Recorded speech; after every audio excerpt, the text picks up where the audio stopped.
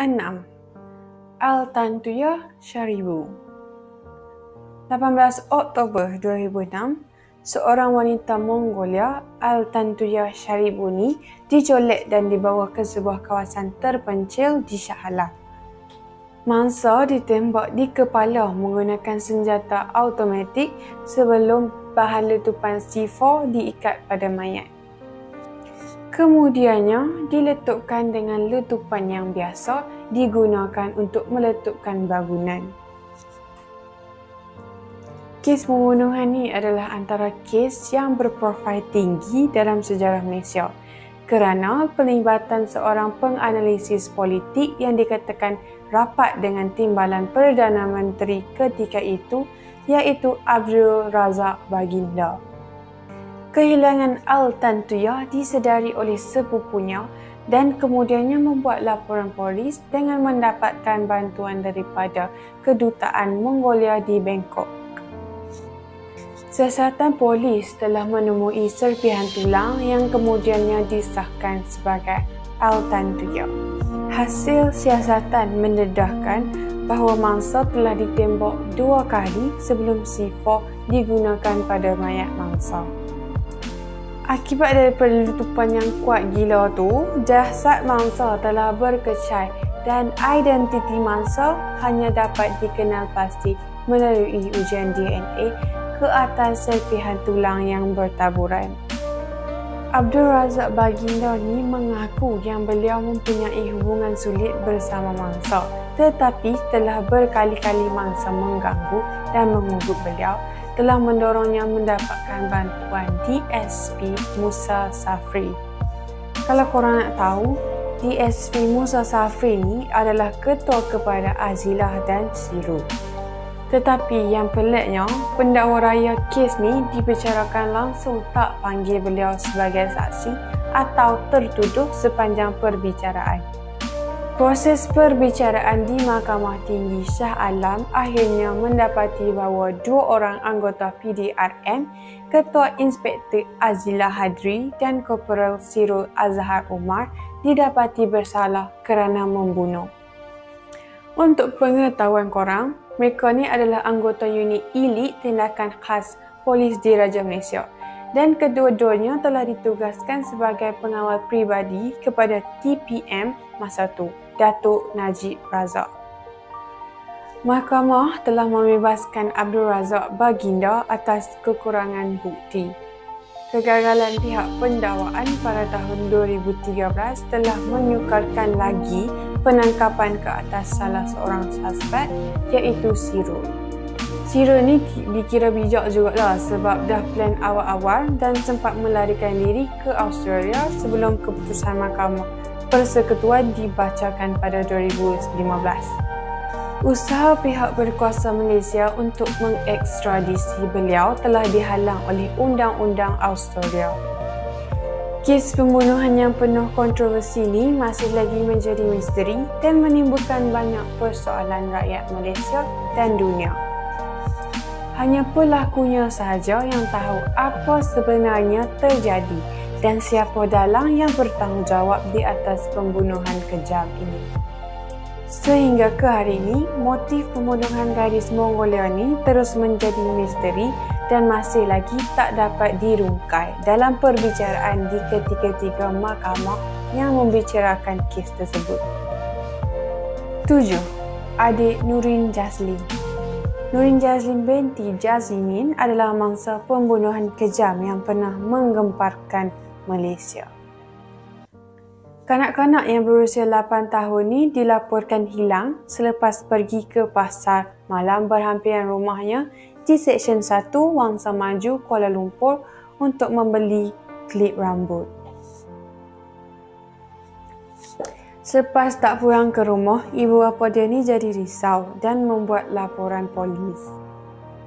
Carian juga telah dibuat pada minggu-minggu berikutnya oleh beberapa pertubuhan termasuk media dan NGO. Akhirnya, pihak polis berjaya mencari rakaman CCTV yang menunjukkan beliau diheret ke dalam van putih pada malam beliau dilaporkan hilang. Pada pagi 17 September 2007, masyarakat sekali lagi digemparkan apabila sebuah beg sukan ditinggalkan di hadapan sebuah rumah kedai di PGS 1/48 Petaling Jaya dan telah ditemui oleh pemilik kedai tersebut keesokan paginya. Yang menyedihkan, beg tersebut mengandungi mayat adik Nurin yang disumbat di dalam beg dalam keadaan berbogel. Laporan bersiasat telah mendedahkan apa yang tidak sepatutnya berlaku kepada mana-mana kanak-kanak. Adik Nurin Jazlini telah didera secara seksual. Lebih sadis lagi, masa postmortem tu, timun dan terung telah ditemui disumbatkan ke dalam kemaluan mangsa menyebabkan rektumnya pecah. Penderaan teruk ni juga mengakibatkan beberapa bahagian tubuh Nurin terkoyak dan dijangkiti kuman lantaran meragut nyawanya. Akibat kesan penyiksaan teruk yang dialami mangsa, ibu bapa Nurin Jazlini tak dapat kenal pasti mayat anaknya kerana perubahan ciri-ciri fizikal yang ketara ketika mayat mangsa ditemui. Sifat penyiksaan kejam dan kematian di tangan penyerang yang tidak diketahui telah mencetuskan kemarahan di seluruh negara. Memang kecohlah Malaysia masa tu sebab kes ni dianggap sebagai jenayah paling menakutkan yang terjadi dekat Malaysia. Untuk maklumat korang, kes ni masih dibuka dan tiada pendakwaan dilakukan kerana petunjuk yang sangat sedikit. Identiti lelaki bermotosikal yang meletakkan beg berisi mayat Nurin dan penjenayah yang beroperasi dari van putih terus menjadi misteri yang tidak dapat diselesaikan oleh pihak polis sehinggalah ke hari ini. 8. Mona Fendi. Berbeza dengan kes yang ni di mana ianya kisah si pembunuh pula. Pembunuhan yang berlaku di sebuah rumah tanpa nombor di Kampung Perwas, Ulu Udong, Rahuk, Pahang. Mayat Datuk Mazlan Idris bekas adun Batu Talam, Rahuk, Pahang ditemui tertanam di dalam lubang sedalam 1.8 meter di dalam sebuah stor 10 hari kemudiannya. 27 tahun yang lalu, negara digemparkan dengan pembunuhan yang amat kejam dan sadis. Cara yang digunakan penjenayah untuk menamatkan riwayat mangsa berada di luar jangkaan akal fikiran manusia normal dan ianya telah dilakukan tanpa peri kemanusiaan.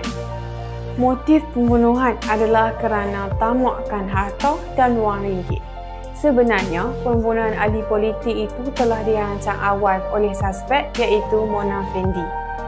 Beberapa jam sebelum Mazlan dibunuh, mangsa telah dipujuk untuk mengeluarkan wang hampir RM300,000 Malaysia dari beberapa bank di ibu negara. Dikatakan mangsa ni pergi mandi bunga untuk kekebalan dan mengukuhkan lagi kedudukannya dalam bidang politik. Masa nak jalankan upacara mandi bunga tersebut, Mona ni dikatakan menyuruh mangsa berbaring di lantai bilik air di mana mata mangsa telah ditutup. Akibat taksub dengan unsur-unsur khurafat, akhirnya mangsa menjadi korban. Mangsa dipercayai diletak di kepalanya sebanyak 3 kali sehingga terputus dan kemudiannya dibunuh pada jam 10 hingga 12 malam, 2 Julai 1993. Badan mangsa dikerat kepada 18 bahagian, manakala beberapa bahagian kulit mangsa telah dilapah. 12 September 1994, bermulalah perbicaraan kes pembunuhan di Mahkamah Tinggi Temerloh Pahang. Mona Fendi, Muhammad Afandi Abdul Rahman dan pembantu mereka Juraimin Husin dituduh di bawah 302 Kanun Keseksaan yang membawa kepada hukuman mati mandatori. Kekejaman luar biasa si pembunuh menyebabkan perbicaraan kes ini mendapat perhatian luar biasa dari masyarakat Malaysia dan luar negara. Mahkamah Tinggi Temerloh akhirnya memutuskan pada 1995 ketiga-tiga suspek bersalah dan dijatuhkan hukuman gantung sampai mati. Mereka telah ditempatkan di penjara Kajang selama 4 tahun sementara menunggu hukuman dilaksanakan.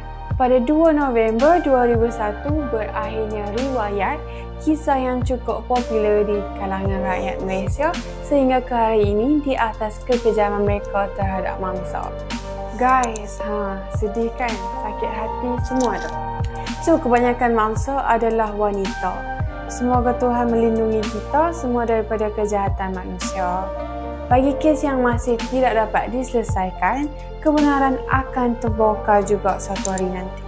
If you guys suka dengan video ni, jangan lupa like dan share. Jangan lupa komen dekat bawah untuk tajuk-tajuk yang nak Marissa ceritakan. Boleh tekan butang subscribe bagi yang belum subscribe kami. Jumpa lagi. Bye!